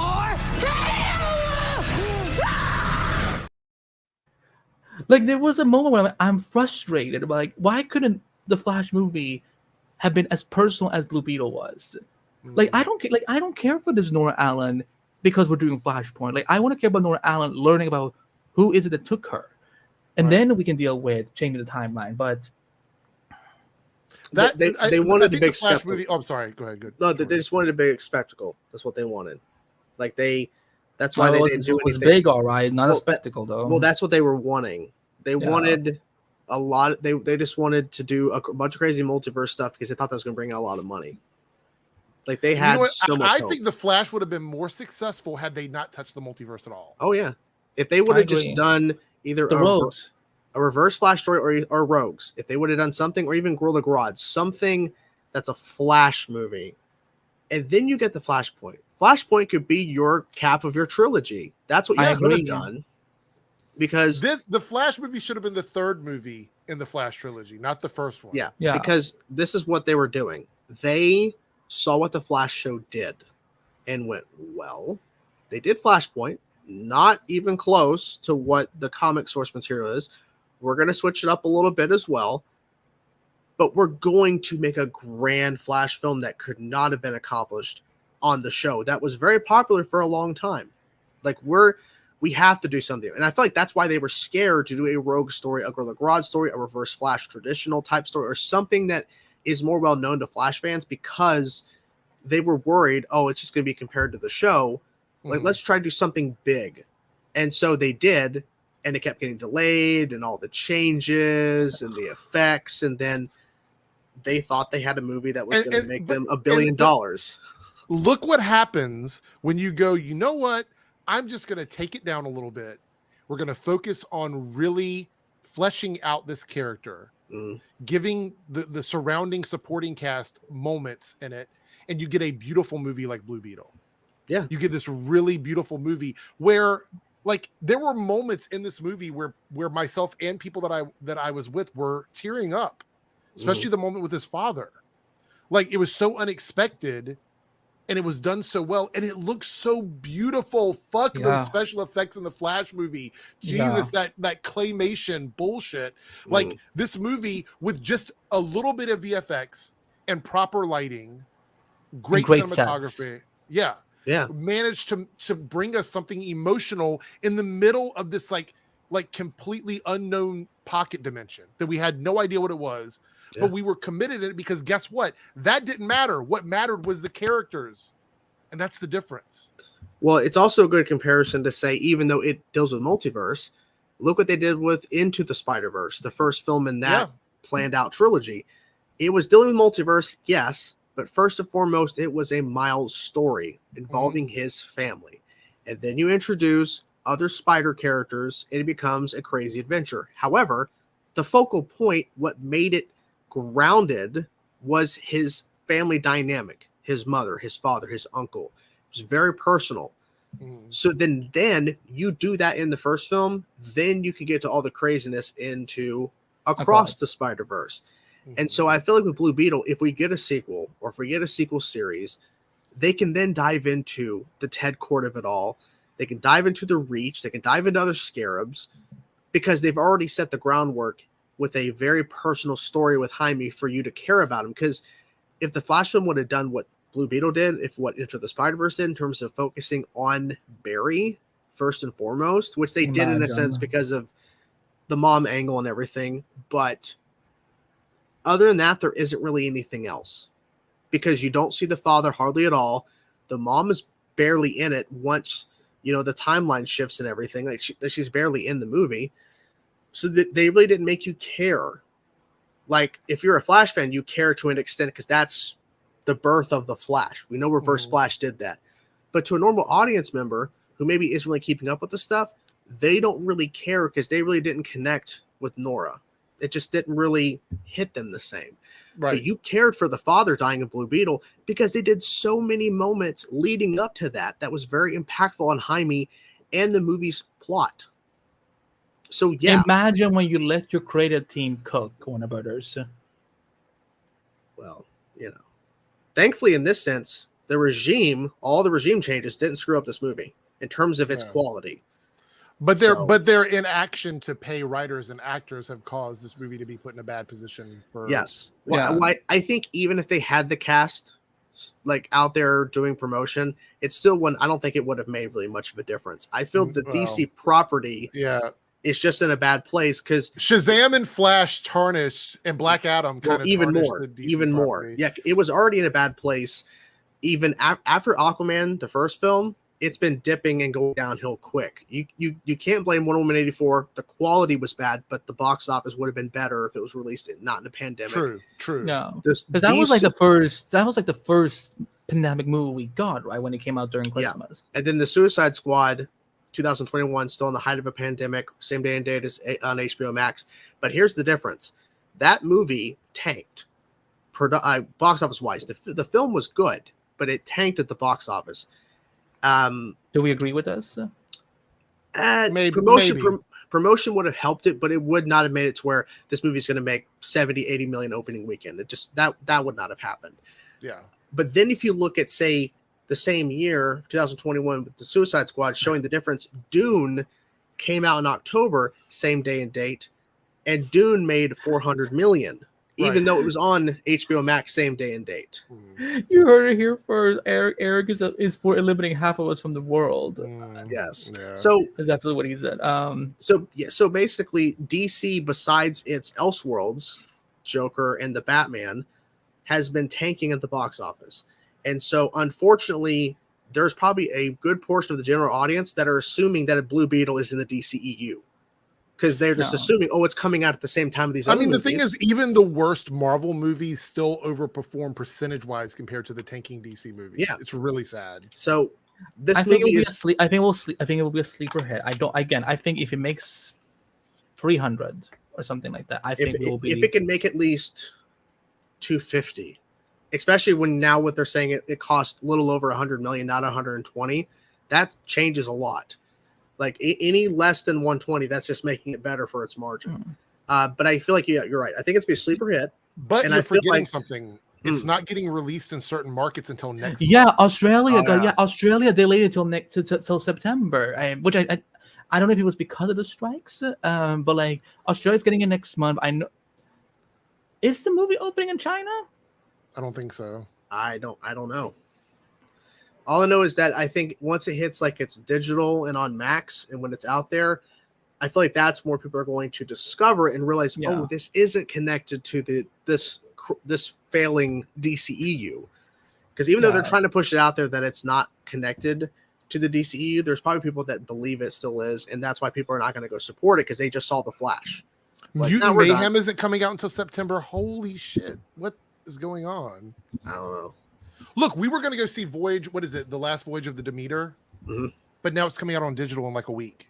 Yeah, because the movie tanked. Because no one went to Why? see it. Look, studios, stop announcing such quick digital releases. Let your movies have their like 3 or 4 weeks at the box office before you make that announcement. I don't know if there's some contractual reason why they do it, but everybody that I asked to go see that movie, they're like, "Oh, let's just wait and watch it at home because we can all like pitch in $2 and rent it for $20." Opposed to going to the theaters. And I'm like, apparently it's solid. So, you would never know because people went to go see it. So, there's no updated numbers on Blue Beetle yet for box office. Yeah, I don't think we're going to see it until maybe like tomorrow night or Sunday. I think they adjusted the projection to 25 now based on the pre-sales. That's bad. But I still think that again, we're talking about domestic, right? Yeah. Yes. Yeah. Because again, I do think that again, this is going to be a movie that does better internationally, and I am really curious to see how this will do in Brazil. I mean, I know I'm going to buy this on, because I don't buy all movies on Blu-ray and DVD, but with Blue Beetle, I'm definitely going to, because I want to support it. But I also think Warner Bros. Will also be understanding. Okay, this movie did come out in the midst of 2 strikes that we are actually responsible for. So I think that I can see Blue Beetle continuing, but like, in a sequel, maybe like, a Booster Gold Blue Beetle movie after the TV show or something. This is just the beginning for Xolo and all these characters. Do you guys think that if this movie underperforms this weekend, like even underperforms the already low projections, that other Warner Brothers movies get shifted to 2024? That Dune, and I think budgets. Like Dune, I think that Aquaman. It was so funny because they actually played a Dune trailer in front of my Blue Beetle screening, and I was like, I didn't see Dune in front of mine. I just not thought about that. It was not. No, we didn't get a Dune trailer either, which is kind of weird. So I didn't think about that. I would. Here's I think what will make them not, because Barbie came out and crushed over $1 billion. Mm-hmm. See, I think but Barbie got proper marketing, like it did. Through, so, however, also Barbie is a higher IP. You know, again, I love Blue Beetle, but Blue Beetle, like, well, let's also compare to Shazam: Fury of the Gods and The Flash. Mm-hmm. Those two films got heavily marketed with the cast going out there doing promotion. It didn't save those films. Those films, like, but they had the luxury of being. They had traditional marketing campaigns, as with the Blue Beetle, they did, and I think that's why. Like, again, I think they're good. I think one of the butters are, again, I don't think that this is like somehow we're gonna lose these characters somehow. You know, I think we are gonna see them again, and we are gonna see them. You know, I think a Blue Beetle sequel will happen in some form or fashion, but yeah, now that they know that they can, I think also that they can because they know, okay, they can work with $100 million budget. I think that Warner Bros. Will be like, okay, you know what, we can be more in favor of this because the second one might be again. Because remember, Batman Begins, it wasn't like, I think it did like 350 box office wise. Looking right now. And then of course we know the rest of the history. But I would say, I think that Blue Beetle is just getting started, and I think that $150 million budget, box office 373. Okay. So, yeah, it definitely wasn't a hit, but who knows how much the marketing was, because the marketing back in 2005 is very different than it is now. Mm-hmm. But I mean, it's a fair point. I don't think, like, I don't believe we're going to lose these characters or anything. I feel like it's just, even if this film got a proper marketing like these other DC projects this year, I don't think it would have made much of a difference, because every single DC film in the DCU continuity keeps pushing more and more people away, and they don't want it. They don't care anymore. Right. And so, unfortunately, even though, as we've been saying, this is not connected, there's people that just don't know. And until other people give it a shot and tell them, they're not giving it a chance. I've seen multiple people comment on my videos when I've covered Blue Beetle stuff saying they have no interest whatsoever.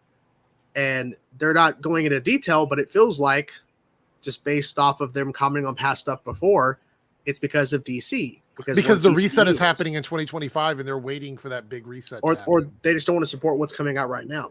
They just don't care. You know, it just is what it is. I will say this, though. A lot of the studios, I think last year, through a lot of their sales calls and their investor meetings and stuff, said that they recognized that they wanted to give, and even David Zaslav said this, that they wanted to make theatrical releases more theatrical. Like, they wanted to give them a bigger moment to shine. And it seems like they're all going back on that now. Like, a lot of the movies now, they're rushing back to put them out on digital and streaming, when they've admitted that that's not where the money is for big budget movies. So I don't know what the shift has been for them to, like, go, oh, hurry up and put it out on digital. Like, I don't understand why. Because they just want to get rid of it and move on. Because they're not making their money. Like, The Flash officially ended its box office run today, and like, that movie was done with weeks ago. No one cared anymore. So, well, Blue Beetle wasn't even playing. So we have a local theater chain in my area called Cinema Cafe. It's basically got like 10 locations.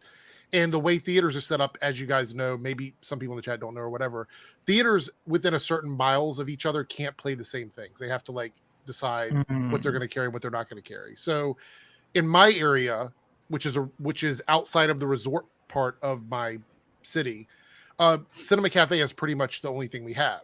But they're really good, and they usually get all the first run movies. It's a great theater, great experience, love that place. But they weren't carrying Blue Beetle. So we had to drive almost 45 minutes to an AMC to see Blue Beetle, because the smaller chains are going, DC movies don't make money. Yep. So we're going to keep Barbie and Oppenheimer and Teenage Mutant Ninja Turtles and Elemental. We're going to keep those in the box office because they're making money right now. Because if we put this Blue Beetle in one of our theaters, it's not going to make its money back. That was my fear, because there's times where if they don't sell enough tickets at theaters, they cancel the showing. And with me being the only person who pre-bought my Blue Beetle ticket, I thought they were going to cancel my show. Yeah. Because, like, to them, they're wasting money by running it. So I was afraid, but then other people came in, so they played it. But I was like, I bet I'm going to go in there and they're going to say we're not running it.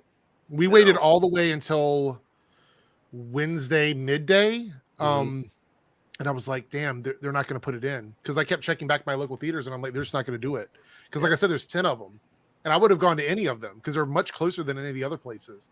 But I just finally was like, I guess we'll go somewhere else, and so we went to an AMC, and like I said, our theater was full, but I think it was full because a lot of people from other areas were probably experiencing in my city where they couldn't go to the cinema cafes because they weren't showing it, so they had to go to an AMC to see it.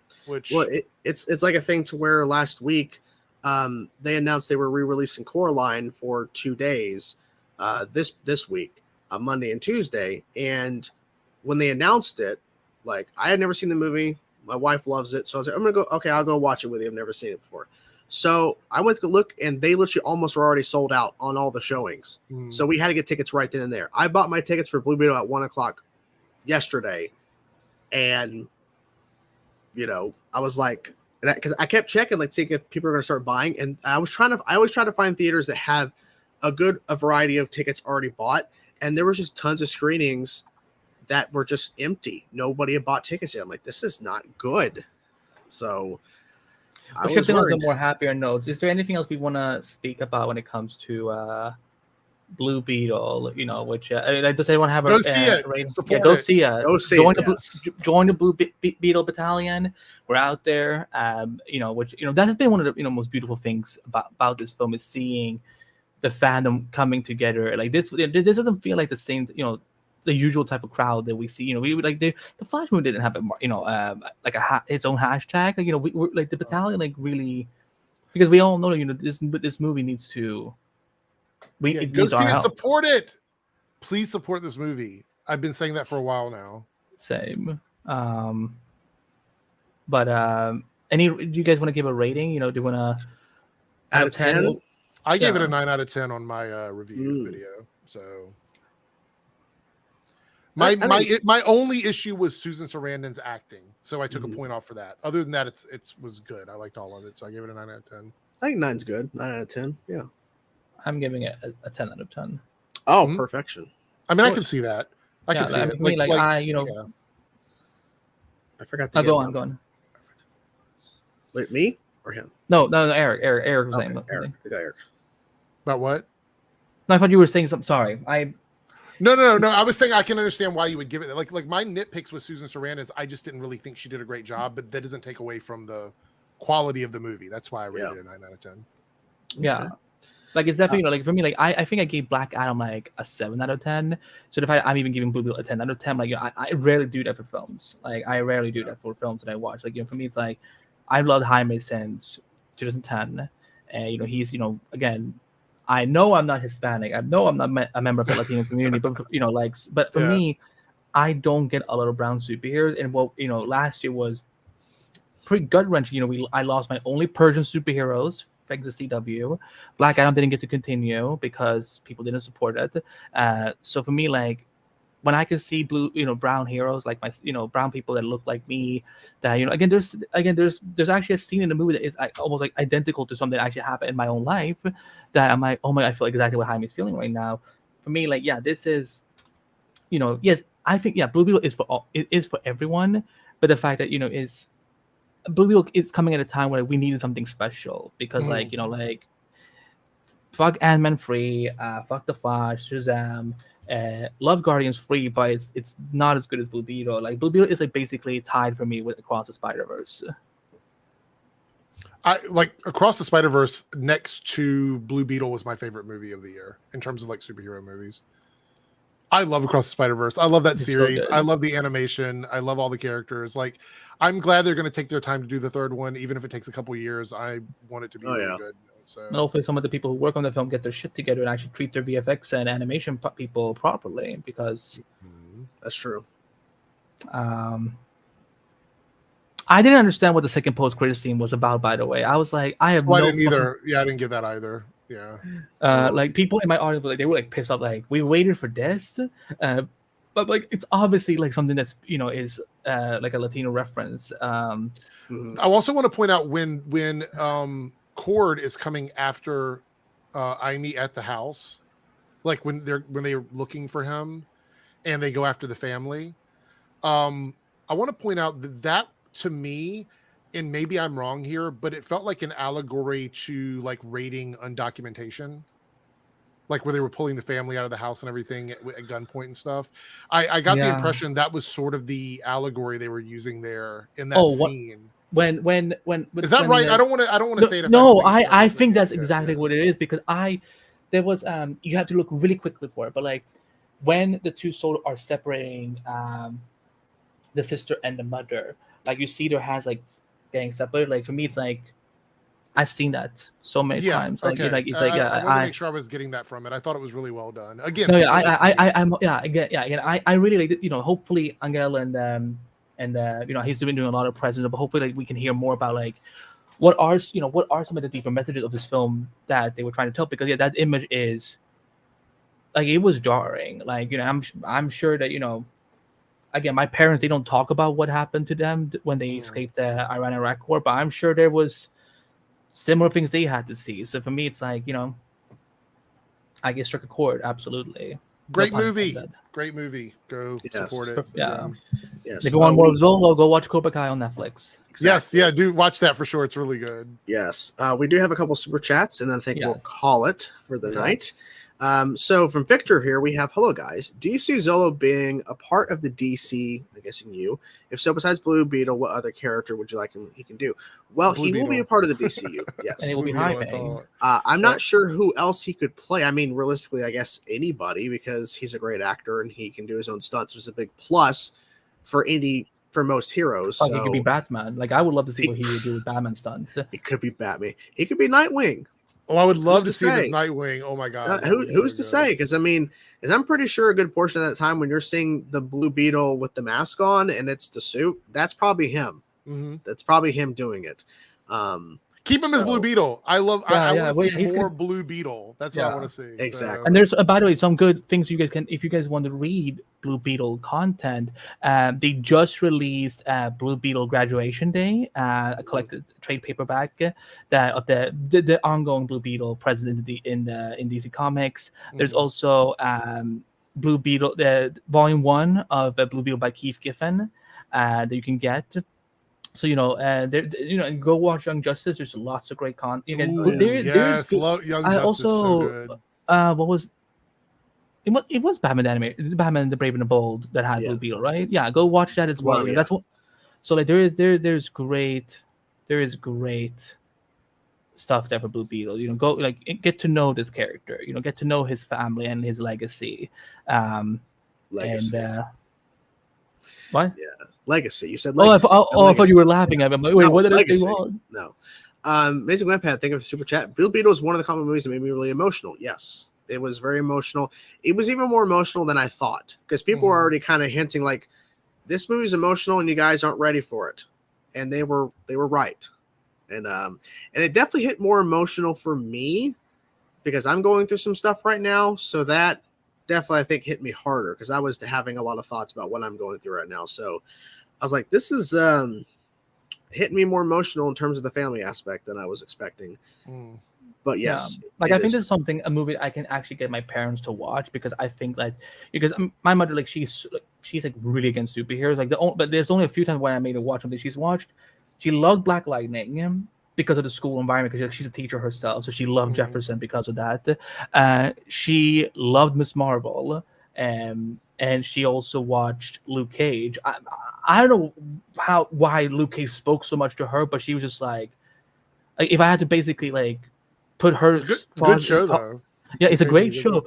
Like, if I had to put her thought into an anime machine, she would be like, "This shit is tight." Like, that was basically her attitude. Like, she loved Luke Cage, so like, she is, you know, she won't watch Wonder Woman, she won't watch any Superman stuff and so on, but like, she will watch some of these other things. So, yeah, I think Blue Beetle is something that more audiences that you wouldn't expect to see this kind of film would see it. Yeah, I felt like my wife would have really liked it because she likes him and Cobra Kai. That's why I thought she went. That's why I asked him anyway. Did she go? I'm surprised, but yeah. So Victor, can Xolo play a Flash? Which one? I'm not sure. Like which of the Flashes? I'm guessing. If I'm guessing Xolo. Yeah, is what he meant. Xolo. Yeah. I'd like to see him as Godspeed. I think he'd make a good August Hart. That'd be interesting. Isn't August Hart Indian though? Is he? Yeah. I know he's like. I will look. Hold on. I mean, I think it'd be interesting if he played a villain. You know, like well, I always think of Godspeed as more of an anti-hero, but he does some villainous stuff, I guess. I mean, there's nothing that says you can't have Xolo play like Impulse or something. I was thinking of that too. Yeah. Do y'all remember when Jordan Fisher got cast as Baron and people were going nuts over it? They're like, I wouldn't have an issue with that at all. You know, they were like, guys, what did you think was going to happen if a black woman and a white man fuck? What do you think is going to come out? Like, it's going to be like, I don't know what, like, if Nora was, you know, mixed. Biology by Andy. Yes, it's the new show. Isn't it basically what it is? It's like no, you're absolutely right. I just don't know why people were so angry. I'm like, guys, you already saw Nora West out on the show. What did you think was going to happen? Exactly. The whitest baby ever. They want the whitest baby. That's what they wanted. Especially Nora holding herself in the final episode. RX to give the super chat. Do you guys think that delaying Blue Beetle in September in Australia is a better chance to promote it and boost sales? No, because the strike's still going on. Unless the strikes literally end next week, it's not going to really matter.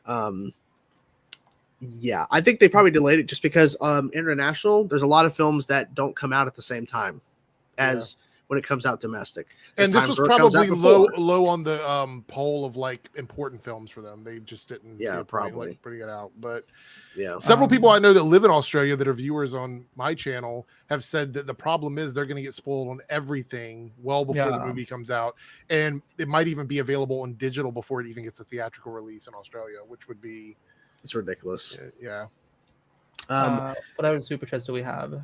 We have one more. And this is about Percy Jackson TV show. Thank you, Connor, for the super chat. So Disney Plus just announced they are releasing the Percy Jackson TV series this December with the first 2 episodes. Yes. So I feel like they did this because they don't want to hold on to the show too much longer.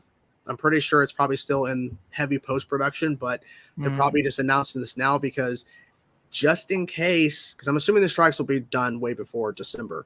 They want to get the ball rolling. They want to get it just in case something's going on. For Flash fans, Jessica Parker Kennedy is on the show. Oh, yeah, because she's playing one of the gods, right? Yeah. She's playing the god of speed. Ooh, that's good. I like that. What if she actually was? Like, oh, my gosh. That's what else do we have? That's it. That's all the super chats we have. Thank you for the super chats. By the way, Ahsoka's coming out early. Did you see that? Yep. Tuesday night, first 2 episodes. Yep. I'm excited. Well, I don't know. I haven't decided if I'm gonna try to record both episodes back to back in one giant video or separate. I don't know what I'm doing. I mean, I like how they're dropping 2 episodes at once, get a better feel of what the show is. But you know what else I would like them to? I'm hearing good things about it. Well, yeah, I mean, I am too. Yeah. So what were we saying?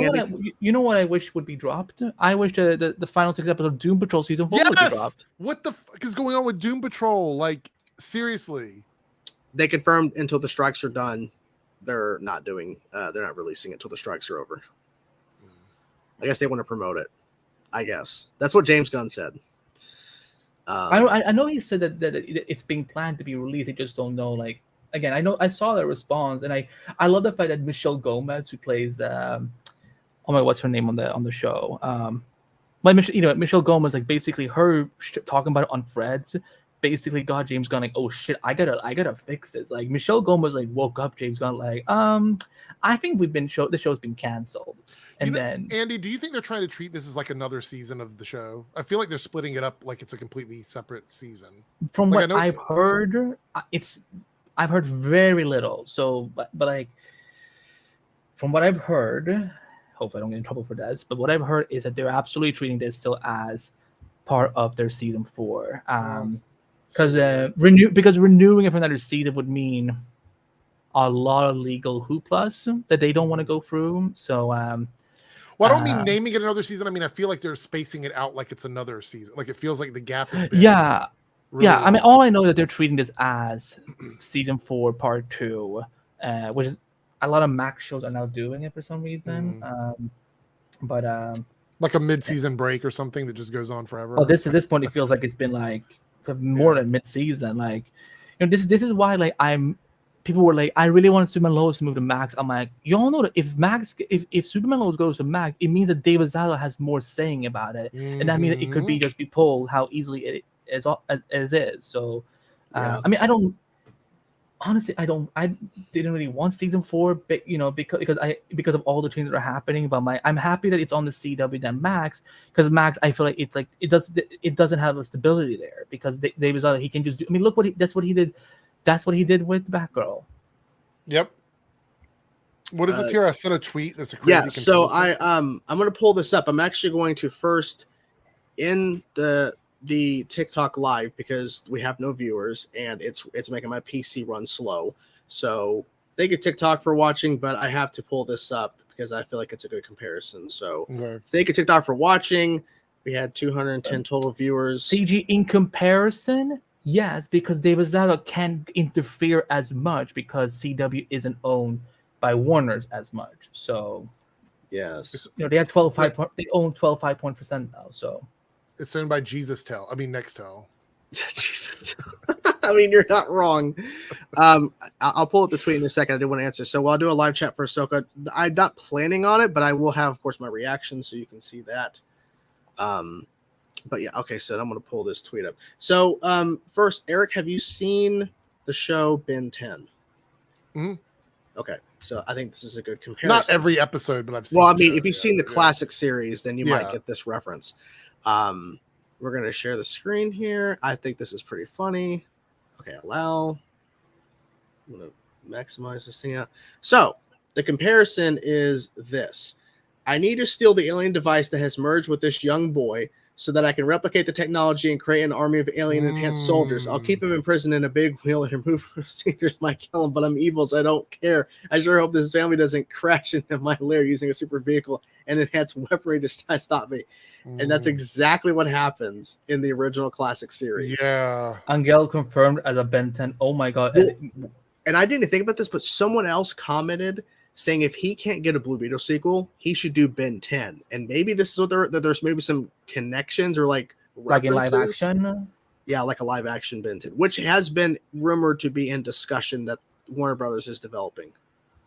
So, but I would prefer him to continue Blue Beetle. That's just me. But if down the road he has an opportunity to do something else, maybe. Overall, we really enjoyed the film. Go see Blue Beetle. If you've not seen it, go see it again. We want to thank Eric for being here to hang out and chatting about this movie, and to make sure you subscribe to him. Check him out on Twitter, X, whatever you want to call it.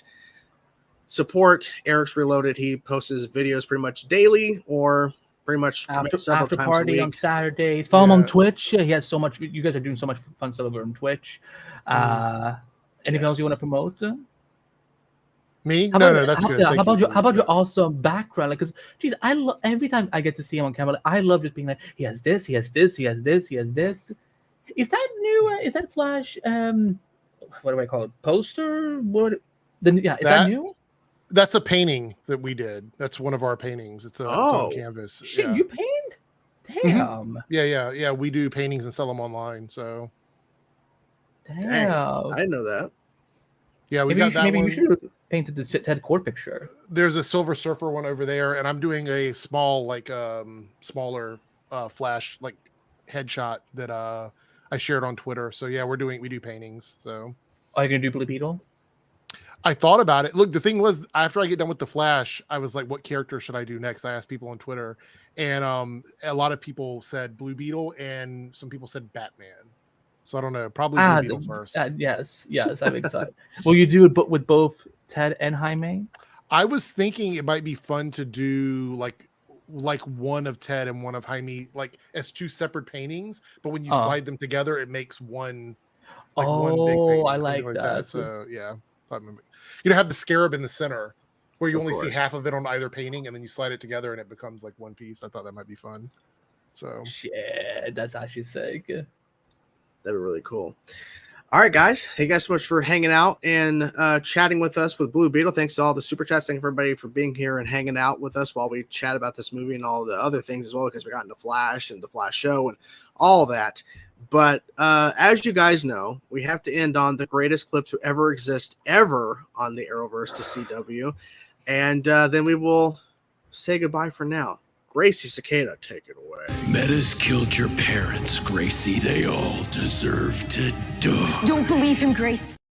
Brought to you by the showrunner of Superman and Lois. At least he went off to better, like doing. But I'm just like, the fact that he thought this was like, this is good shit. This is like, good for the finale. Yeah, let's get some random dude from American Pie to play the serial killer. I don't think Chris Klein can act. Well, I don't know what he was doing there, but anyways, thank you once again to Eric for being here, and we will see you guys next time. Bye-bye, everybody.